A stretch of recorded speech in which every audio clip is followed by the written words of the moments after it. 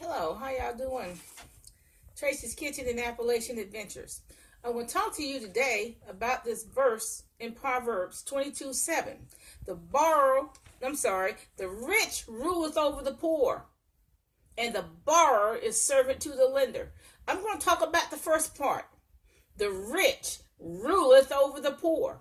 Now, what does that mean? It is very important for poor people to understand this. This is a critical economic, biblical, money management principle. It is not talked about in the prosperity message. In fact, in the prosperity message, they hardly even mention poor people. Although in the scripture, it is very evident in the scripture that God cares about the poor. He cares about the well-being of the poor. It is all throughout scripture. Now, the prosperity message is like, look, there are no poor people. We don't acknowledge poor people. Just give us some money. God will give it back to you. Duh. Okay? Now, how many poor people do you know that has designed and built any bridges? How many poor people do you know has designed and built the Hyatt Regency Hotel? How many poor people do you know has designed and built the spectacular buildings in Saudi Arabia? Nobody. Those buildings in Saudi Arabia were built by a talented and rich architect. No poor people involved. Hardly. Except to dig the ditch. So therefore, the rich rules over the poor. The rich decides what design a building or a hotel is going to be. Not poor people. Rich people decide what type of building or bridge is going to be built. They designed the San Francisco Bridge, the Golden Gate Bridge. No poor people did it, regardless of their talent. Even if they had the talent to do it, they didn't do it. How many poor people run and are presidents of major colleges and universities? None. How many poor people are mayors, senators? None. Poor people have no clout. The only thing we poor people have in this country is the vote and our integrity. The only thing we can control is our own microeconomy. Charities are not even run by poor people.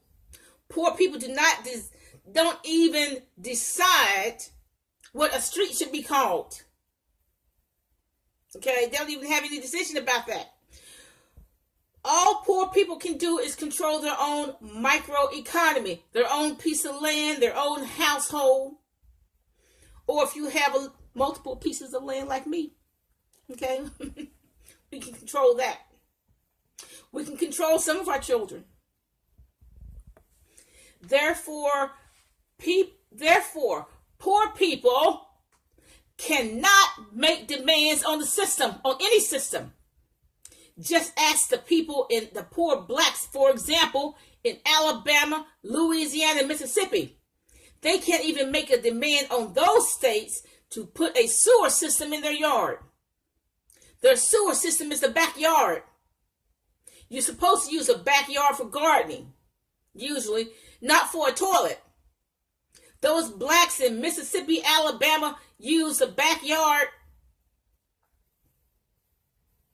for a toilet. And for 100 years, even until now, March 15th, 2018, those blacks can't even demand from Mississippi, Alabama, and Louisiana to put a sewer system in their yard. But you let a rich person build a McMansion somewhere in those states, the state will come down there and build a sewer system for that one rich person. Or you let some rich developers go take some land that blacks didn't even want and put a development down there. They will put a sewer system down there then. Okay? But when blacks lived on the land, there's no sewer system. No water system. They are living in third world conditions. Now, don't ask the celebrities to solve the problem.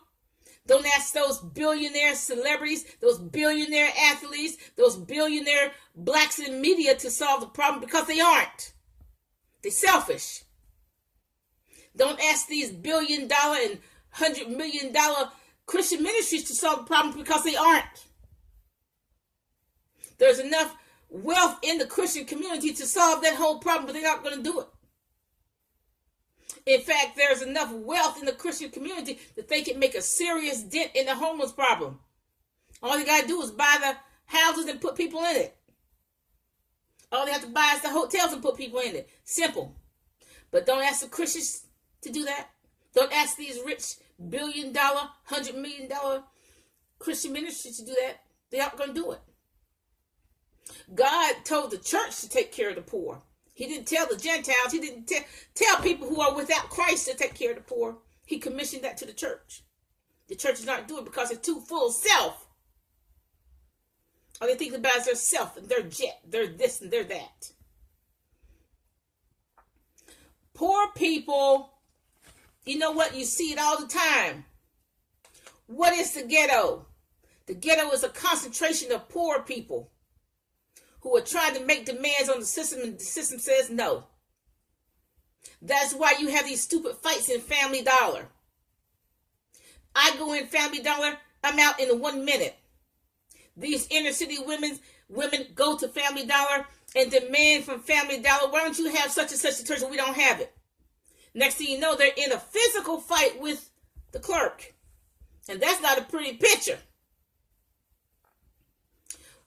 Black women and men go to Walmart. Most of us in Walmart, in and out 5 minutes. Especially me. These inner city black people go in Walmart, argue over ham. That's my ham. No, that's my ham. Next thing you know, they're fighting. Pulling out the weave. You got 2 fat inner city black women pulling out each other's weave. Or you got 2 inner city black men all over the cotton picking place fighting. Knocking over the soda, knocking over the candy. What are they fighting over? Some caramels that Walmart owns. They don't even own the caramels. What this is poor people making demands on Walmart. I want that ham. I want those caramels. And Walmart saying I own them. Making demand on each other. That's why they have so many killings in the inner city. They make demands on each other. I want that $20 now. From selling drugs. If you don't give it to me, pound. Die. It's just a whole lot of poor people making demands on each other. And they don't have enough resources to make demands on each other.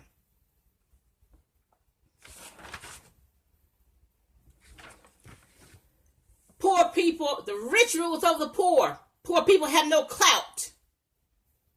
All we can control is our own economy, our own micro economy, and any land we have. We cannot stop Toys R Us from laying off people. We cannot stop the railroad or the hospitals from laying off people. Can't do nothing about it. Poor people can't do nothing about it. We can't stop it. And poor people need to understand the rich rules over the poor. People like Hillary Clinton, she's rich. She tells the media what to report and what media should not report. I can't tell the media don't report this and don't report that, but Hillary can. She tells the media what she controls the media. She certainly controlled it in the 2016 election. She tells the media what to report and what not to report. But a poor person can't do that.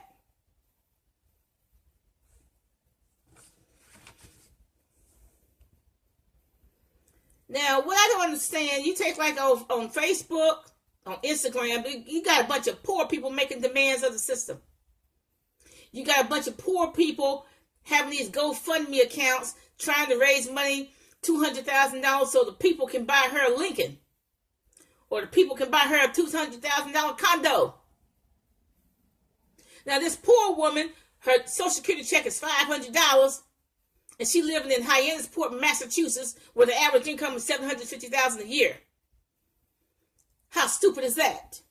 And she's making demands on Hyannis Port and the public to send her $200,000 so she can buy a cotton picking condo. Instead of her taking control of the situation and go to a cheap state where her money would go further. Because she only gets the $500 a month.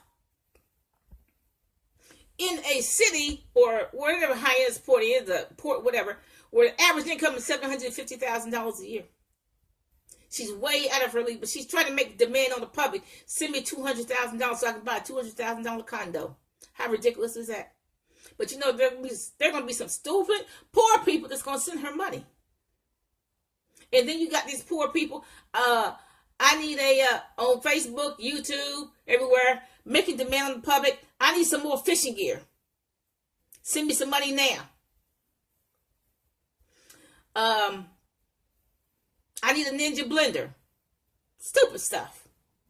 The rich rules over the poor. Poor people have no clout. Stop making demands. I remember I was trying to help this woman who was at rock bottom. Rock bottom. I was trying to help her, and she tried to make a demand on me. She tried to make me do something illegal. She's at rock bottom. She cannot go to the right nor the left. That's how poor she was. But yet she tried to make a demand on me to do something illegal. Bye. Okay?